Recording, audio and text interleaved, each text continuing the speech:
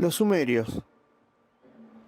El término sumerio es el nombre común dado a los antiguos habitantes de la Baja Mesopotamia por sus sucesores, los semitas acadios. Los sumerios se llamaron a sí mismos Sag-Giga, que significa literalmente el pueblo de las cabezas negras. La cultura sumeria, que abarca del 3000 al 2400 a.C., es considerada la primera civilización urbana de la humanidad. Surge en el sur de Mesopotamia, entre los ríos Tigris y Éufrates, y remonta sus orígenes a la cultura neolítica, especialmente a la cultura de Uruk. Parece posible que los sumerios fuesen una tribu proveniente de fuera, posiblemente de las estepas, pero su origen concreto es desconocido, aunque estudios craneales recientes coinciden en demostrar que surgieron en el área del subcontinente indio durante el Paleolítico Superior. En la Baja Mesopotamia existían asentamientos humanos desde el Neolítico. Se han hallado yacimientos del período Calcolítico, donde encontramos a las culturas de Hasuna Samarra, que datan del 5500 al 5000 a.C., el Obeid, que abarca del 5000 al 4000, y Uruk, que abarca del 4000 al 3000 a.C. aproximadamente. La difusión de los avances de la cultura de Uruk por el resto de Mesopotamia dio lugar al nacimiento de la cultura sumeria.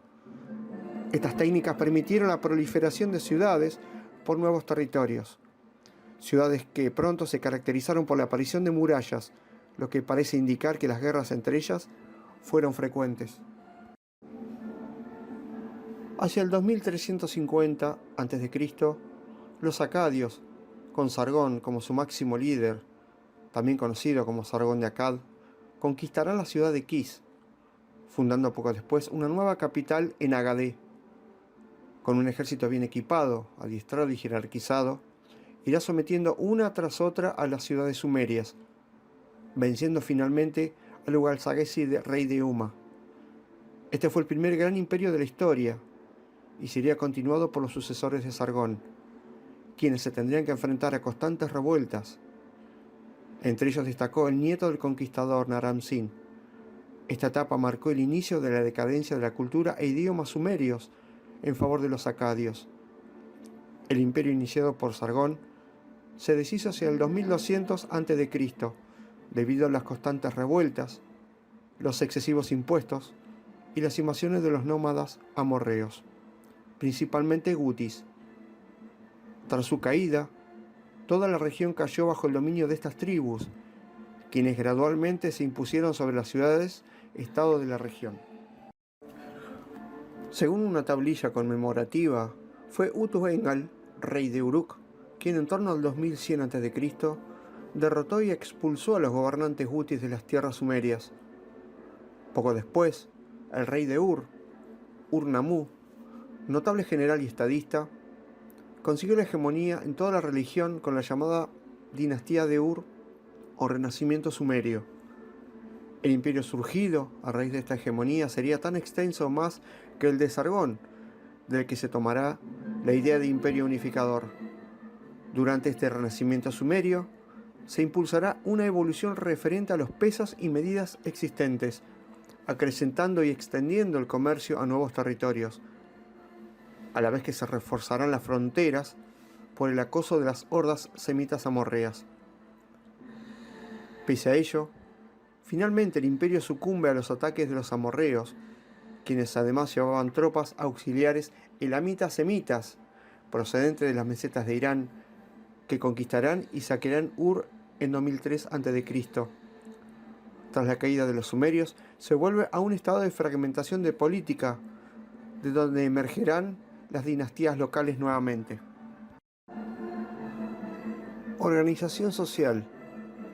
La sociedad sumeria era jerárquica y estratificada. En la cúspide de la pirámide social se encontraba el rey, a quien seguía en importancia una élite de sacerdotes, jefes militares y funcionarios de alto nivel. A continuación se ubican los comerciantes, funcionarios menores, artesanos especializados y luego los campesinos y artesanos. El nivel más bajo de la sociedad correspondía a los esclavos, remanentes de aquellos que resultaban ser prisioneros de guerra. Administración y política.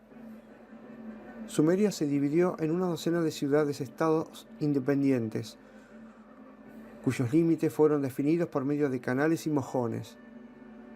Estas ciudades eran grandes centros mercantiles. Cada una estaba centrada en un templo dedicado al dios patrono particular de la ciudad y gobernado por un sacerdote o patesi, o en ocasiones por un rey, conocido como Lugal. Los patesi eran sacerdotes supremos y jefes militares absolutos, auxiliados por una aristocracia constituida por burócratas y sacerdotes.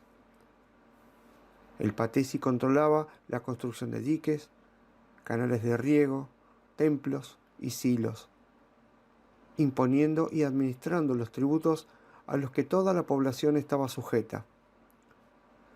Las ciudades-estados sumerias tradicionalmente eran ciudades-templos. El vínculo de los patesi con los ritos religiosos de la ciudad era extremadamente íntimo. Con el desarrollo de las ciudades, las tentativas de supremacía de unas sobre otras se tornaron inevitables. Durante un milenio se sucedieron luchas por el control sobre los derechos de uso del agua, de las rutas de comercio y el cobro de tributos a tribus nómadas. El idioma sumerio se considera una lengua aislada, ya que no está emparentada con ninguna familia lingüística conocida. El sumerio es claramente diferente del acadio, una lengua de claro origen semítico. Con él coexistió en la región, alternándose como lenguas dominantes. Ambas lenguas usaron la escritura cuneiforme, originalmente desarrollada por los sumerios y cuyo uso sobrepasó al de la propia lengua sumeria por más de un milenio. Los sumerios inventaron jeroglíficos pictóricos que más tarde dieron lugar a la escritura cuneiforme propiamente dicha. Los textos sumerios conocidos incluyen textos personales, cartas de negocios, transacciones, recibos, leyes, himnos, plegarias, encantamientos mágicos e incluso textos científicos de matemáticas, astronomía y medicina. Las inscripciones monumentales y los textos escritos en diferentes objetos, como estatuas o ladrillos, también eran bastante comunes. La comprensión de los textos en sumerio puede ser complicada hoy en día, incluso para los expertos, principalmente por el uso de caracteres jeroglíficos de difícil interpretación. Los sumerios fueron posiblemente los primeros en escribir sobre sus creencias, que luego fueron la inspiración para gran parte de la mitología, religión y astrología mesopotámica. Estos veían los hechos cotidianos, las alteraciones climáticas, la vida, la muerte, como la magia de los espíritus, única explicación que tenían de cómo funcionaban las cosas. Creían que el sol, la luna y las estrellas eran dioses, que estos controlaban el pasado y el futuro, les revelaban las habilidades que poseían, incluyendo la escritura, proporcionándoles todo lo que necesitaban saber. Los sacerdotes eran los responsables de la continuación de las tradiciones culturales y religiosas de su ciudad-estado, y eran vistos como intermediarios entre los seres humanos y las fuerzas cósmicas y terrestres. Su casta sacerdotal encumbraba a los ensi o sacerdote supremo, que inicialmente alcanzaron las atribuciones de un rey y administrador. Luego lo seguían el asipu, que era tanto exorcista como médico. Agricultura y ganadería. Los sumerios mantenían una producción de cebada, garbanzos, lentejas, mijo, trigo, nabo, dátiles y hortalizas. Tal vez accidentalmente de la fermentación de fardos de trigo inmersos en agua dentro de vasijas de barro, descubrieron la cerveza.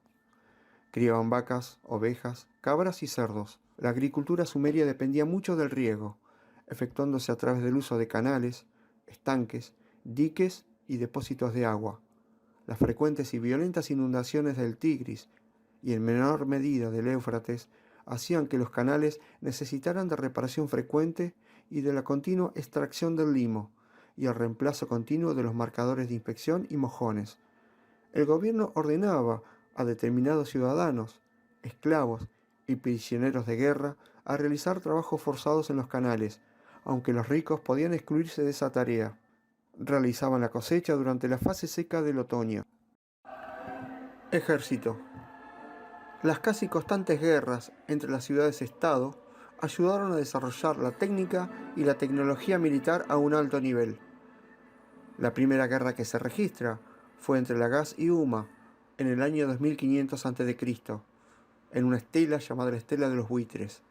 Los soldados de infantería llevaban lanzas, cascos de cobre y escudos de cuero o mimbre. Los lanceros se posicionaban en formación de falange, lo que requiere entrenamiento y disciplina, lo cual implicaría que los sumerios hubieran hecho uso de soldados profesionales.